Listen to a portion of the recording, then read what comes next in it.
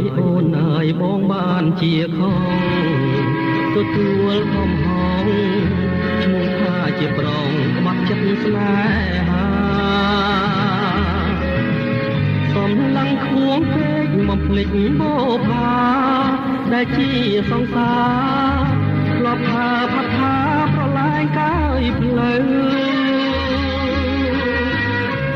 សាងភ្នួងលៀងកំអស់ស្នេហ៍ជប់គិតក៏សាងជីវិតបួភ្នំសំពើអូនទៅរកខដើម្បីជាផ្លូវធ្វើឲ្យសូមនៅឲ្យបានសុខចងមិនគួរសោះខ្ញុំព្រាត់មុំទាំងរួង